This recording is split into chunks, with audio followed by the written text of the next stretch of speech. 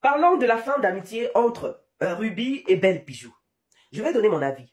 Ce que je déplore encore plus, c'est le fait de venir s'auto-saboter sur les réseaux sociaux. C'est le fait de venir parler de certaines choses qui se sont dites dans la discrétion, qui se sont dites dans le secret, les audios, les vidéos, les messages.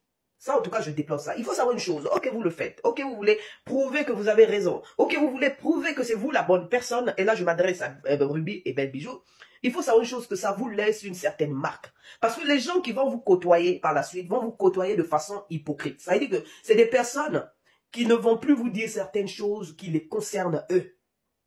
Parce qu'ils vont se dire quoi? Ah ben, attends, je vais être ami avec Ruby, ou bien je vais être ami avec Belle Bijou. Il faudrait que je fasse attention, hein, parce que ceux-là, ce sont du genre, quand ils n'entendent pas avec quelqu'un, après ils viennent sortir. Peu importe la raison ou encore le tort, apprenez souvent en amitié, et je ne m'adresse pas qu'à Ruby et à Belle Bijou, à garder les choses pour vous même quand ça va mal. Il y a l'option bloquer sur les réseaux sociaux, vous bloquez la personne et vous vous en allez. Vous savez, le silence est d'or. Même si c'est la personne qui a commencé, laissez-la vociférer et vous avancez dans la vie. Et vous verrez que en amitié ou en quoi que ce soit, les gens vous donneront raison.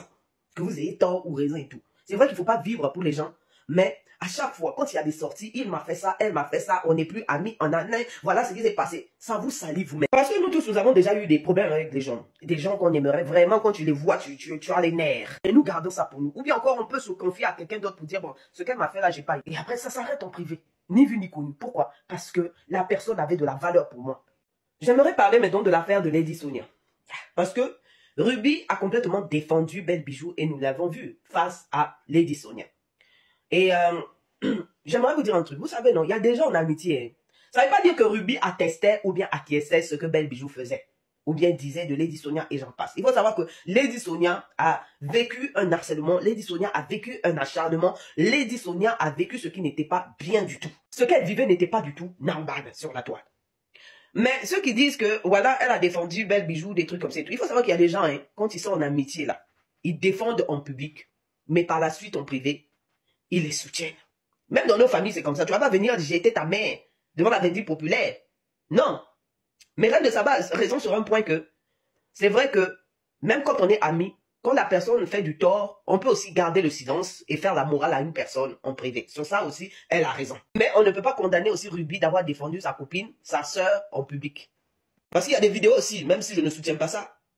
Il y a des vidéos aussi, c'est vrai, qui peuvent faire mal. Tu vois ta sœur en train de se faire insulter, ça va t'agacer, ça va t'énerver. Du coup, tu vas prendre parti pour ta sœur. Donc, ne soyons pas durs ou ne soyez pas durs avec elle sur ce passage-là. Maintenant, parlons de Reine de Saba. Hier, pendant le live de Reine de Saba, Aïcha Kamoise a écrit blanc sur noir que Belle Bijou aurait dit à Ruby, qu'il l'aurait dit à elle, qu'elle allait envoyer des bandits chez Reine de Saba. Et Reine de Saba s'est dit que ce n'était pas du tout normal que Ruby entende ça et n'aille pas lui dire à elle. Et préfère le dire à Aïcha Kamoise.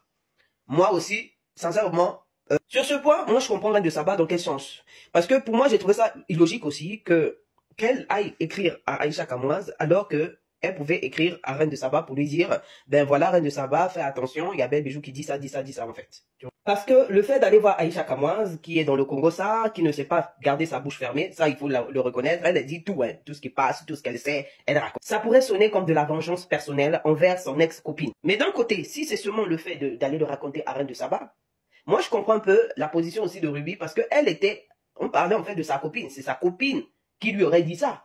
Donc, dans ce cas, la question qui se pose, est-ce que Ruby aurait défendu Reine de Saba face à cette situation? C'est ça le plus important. Mais on ne connaît pas l'intensité de leur conversation, on ne connaît pas leur conversation, en fait, pour oser aussi la juger. Parce qu'on ne sait pas ce qui s'est dit. Quand on parle de bandit, je suis désolé, c'est bien trop grave, on est d'accord. Donc, je ne pense pas qu'elle ait conçu ça. Et le fait, si elle aurait gardé même le silence, tranquillement, sans pourtant aller voir Aïcha Kamoise pour lui dire que voilà ce qu'elle avait dit sur Reine de Saba, là aussi je l'aurais compris, parce qu'elle était face à une copine, peut-être qu'elle ne voulait pas avoir de litige. Pour moi, dans tout ce truc-là, c'est Ibrahim le problème. À un moment donné, il faut apprendre à garder les choses pour soi. Tu aurais pu, soit faire asseoir Ruby et Belle, et les dire, bon, parler ensemble, tu aurais fait une conférence à 3, pour les faire asseoir et réconcilier les sœurs, ou encore tu aurais même pu dire à Ruby, ah Ruby, écoute, tu sais, fais attention autour de toi. Marche seul, fais tes choses seul, tu es capable, si c'est ça. Apprenez souvent à garder les choses aussi pour vous. J'aimerais parler de cette phrase qui revient souvent, et Ruby elle-même dans son live, elle avait dit que Elle ne voulait pas sortir avec cette affaire parce qu'elle s'attendait déjà que les gens disent que non, encore elle avait ses problèmes d'amitié et tout. Bon, en résumé. Moi, j'aimerais dire une chose. C'est pas parce qu'une personne peut avoir des problèmes avec X, Y, Z et que c'est forcément la personne le problème. C'est pas parce qu'une personne peut avoir des problèmes avec X, Y, Z que c'est forcément la personne le problème. Je dirais même que Ruby peut être souvent impulsive. Mais ça ne veut pas dire qu'elle est mauvaise. Il y a par exemple des erreurs qu'elle a fait avec Ibrahim, sa sortie où elle parlait de son salaire, des trucs comme ça. Moi, je n'étais pas d'accord avec ça. Mais c'est une personne, quand elle va vite en besogne, où elle a dit des choses, elle vient toujours faire une vidéo ou un live pour s'excuser. Concernant Ibrahim, elle s'était assise, elle avait compris qu'elle avait mal fait et elle est venue s'excuser. Concernant son ex-copine, son ex-meilleure amie, moi je pense qu'elle a fait une grosse erreur monumentale parce que moi déjà cette fille-là, ce qu'elle a pu faire à Lady Sonia, personnellement, personne ne peut être ami avec elle de façon sincère, pardon, après ce qui s'est passé avec Lady Sonia. Parce que Belle Bijou, ce qu'elle a fait à Lady Sonia, là, non, ça se fait même pas à son pire ennemi. Ça, il faut se le dire. Ceux qui ont l'habitude de regarder les vidéos de Ruby, vous n'avez jamais remarqué que Ruby ne commence jamais à prendre sa caméra avant tout le monde. Ruby, quand elle prend sa caméra, elle l'alimente. C'est vrai qu'elle est souvent impulsive, mais c'est parce que quelqu'un a commencé à la provoquer, c'est là où elle allume sa caméra.